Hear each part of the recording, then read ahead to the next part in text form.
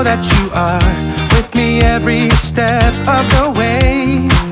You're strong enough to handle any fear that I face. Even things that scare me, cause they seem too big.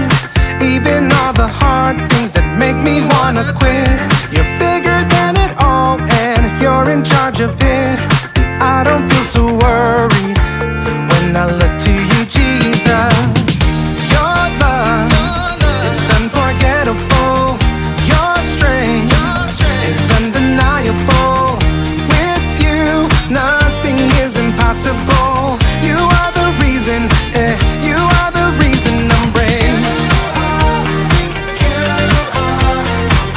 You are the reason, you are the reason I'm brave. You are the reason, you are the reason I'm brave. When I look at how great you are, your kindness helps me believe that you are good, and with you I can do anything. Even things that scare me, cause they seem too big. Even all the hard things that make me wanna quit. You're bigger than it all, and you're in charge of it. And I don't feel so worried when I look to you, Jesus. Your love is unforgettable. Your strength is undeniable. With you, nothing is impossible. You are the reason, you are the reason I'm brave. You are the reason, you are the reason I'm brave.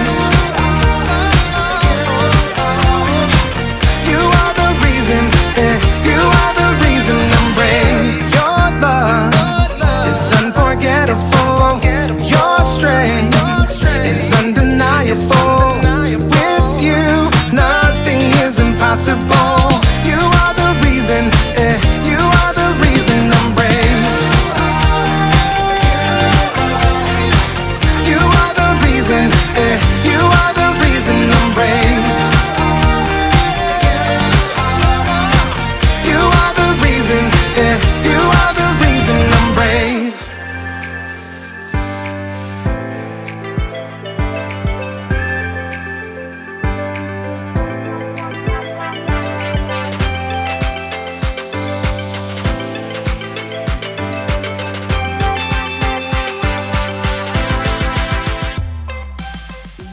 Welcome to Story Lab. This week we're talking about courage, while we take a look at the story of some spies who had a split decision on their mission report. Oh, and look out for this.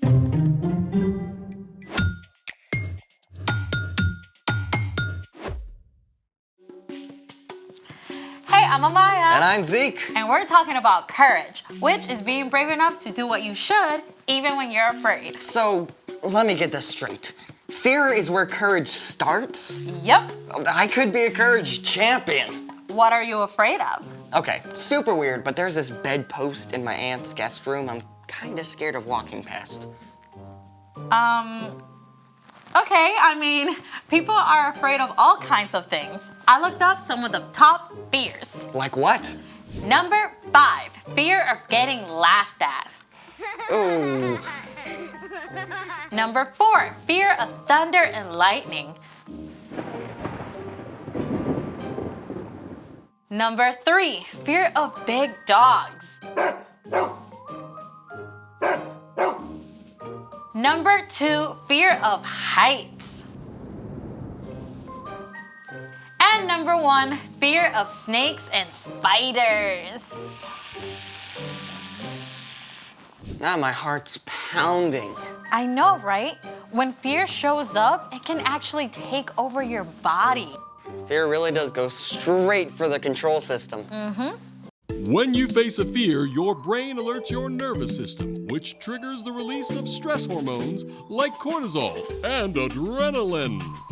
This causes your blood pressure, heart rate, and breathing to increase. More blood flows to your limbs so you can throw a punch or run for your life. And some parts of your brain are so busy amping up your body that the thinking part of your brain can shut down. Wow. No wonder we make such terrible decisions when we're afraid. Yep, but there are things that we can do to face our fear. Like we can breathe deeply and slowly. And we can also ask questions about our fears. Like, what do I really think that bedpost is gonna do to me? Exactly. Oh, great job holding up the bed. You can even plan baby steps to face your fear, a little bit at a time. Hey, what are you afraid of? Crickets. What? Yeah. What's in the box? A cricket? Oh, this is great. You can face your fear right here. Yeah. Okay, just gonna lift the box up really slowly. And then I'm just gonna open it really slowly. Maybe after the story. Well, okay, it's time for... The story before the story. Today, we're in the 4th book of the Old Testament, Numbers. God promised to bless the whole world through Abraham's family, the Israelites, and give them a home in the land of Canaan. God delivered them from slavery in Egypt, leading them through the Red Sea. In the desert, God showed deep love by giving the Israelites food and water. God also gave them rules to show them how to love God and love others. At last, God led the people to the very edge of Canaan, the Promised Land. And that's where our story starts. Let's go! Hey everyone! Hi, Brian. Okay, so about 2 years after crossing the Red Sea, the Israelites had finally made it to the very edge of Canaan, the land that God promised to Abraham, Isaac, and Jacob. God told their leader Moses, "Send some men to check out the land of Canaan. I am giving it to the Israelites. Send one leader from each of Israel's tribes." So Moses called a leader from each of the 12 tribes. Shammua, Shaphat, Caleb, Igal, Joshua, Palti, Gadiel, Gadi, Amiel, Sethur, Nabi, and Jewel. So once the gang was all together, Moses laid out a super secret spy mission for these guys. I want you to see what Canaan is like. Are there a lot of people or just a few? Are they strong or weak? Do their towns have high walls? Oh, and study the land. Is the soil rich or poor? Are there trees? Bring back some of the food that grows there if you can. So just like that, these 12 men snuck into Canaan just as God had instructed. Now, for about 6 weeks, they traveled the length of the country and saw the places where Abraham and his family had lived hundreds of years before. On their return journey, the spies cut a bunch of grapes so ginormous, it had to be carried on a pole between 2 men. You can bet that when they showed up in the Israelite camp at the end of 40 days, it made a pretty big stir. At first, the spies gave a glowing report. Canaan is super awesome! The land is filled with so many good things. It's practically flowing with milk and honey. Yeah, check out these grapes. But we can never go there. The people who live there are powerful. Their cities have high walls. The people are like giants! Even though the spies had seen many good things, they were stuck on their fears. Only Joshua and Caleb were brave enough to speak up. We should go up and take the land. We can certainly do it. No way. They're stronger than we are. They're so ginormous that we look like crickets to them. The Israelites chose to listen to fear. They went into complete panic mode, convinced they would be destroyed. They even begged to go back to Egypt. Joshua and Caleb tried to speak to them. The land is very good. If the Lord is pleased with us, He'll lead us there. He will give it to us. But we've got to obey Him. Yeah, don't be afraid of the people in the land. The Lord is with us. Instead of listening to Joshua and Caleb, the Israelites talked about killing them.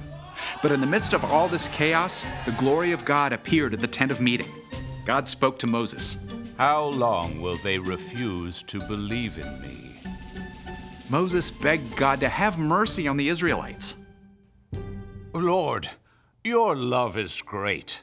Forgive the sin of these people, just as you've done so many times already. I have forgiven them, just as you asked. But not one of these people will see the land I promised to give them. But my servant Caleb has a different spirit. He follows me with his whole heart, so I will bring him into the land. Joshua was also allowed to enter the land. God did forgive the Israelites for turning away again, but there were big consequences.